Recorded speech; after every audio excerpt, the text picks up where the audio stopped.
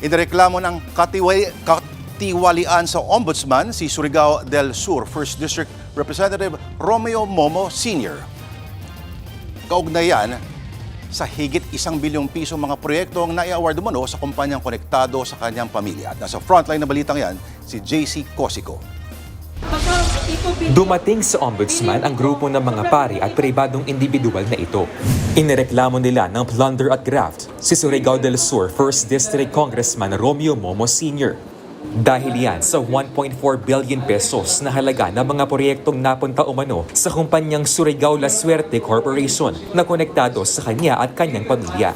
Kabilang daw sa mga proyekto ay may kinalaman sa flood control, farm-to-market roads at school buildings.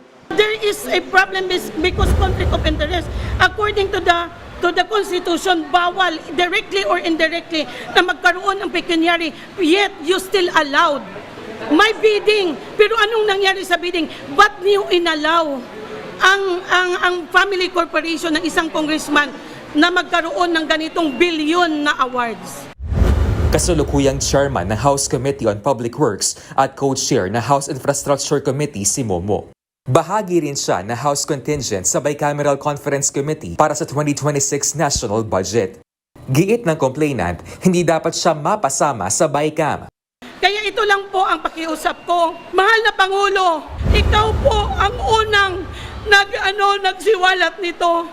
Sana po bigyan niyo naman ng justisya ang mga Pilipino. Sa speaker natin kay D, please naman po makinig kayo sa taga-probinsya na katulad namin. Ba't niyo po sinali yan? Kahit hindi na mahiya, makonsensya na lang. Sa isang pahayag, itinanggi ni Congressman Momo ang paratang. Wala raw conflict of interest. Matagal na raw siya nag-divest sa kumpanya at wala rin naman daw itong proyekto sa kanyang distrito. Wala rin daw basehan ang reklamo laban sa kanya. Pakana lang daw ito ng mga kalaban niya sa politika. Handa raw si Congressman Momo na sagutin ang reklamo laban sa kanya. Nagbabalita mula sa Frontline, JC Cosico, News 5. Mga kapatid, Julius Babaw po. Para sa komprehensibo at makabuluhang balitaan at talakayan, mag-follow at mag-subscribe na sa social media pages ng News 5.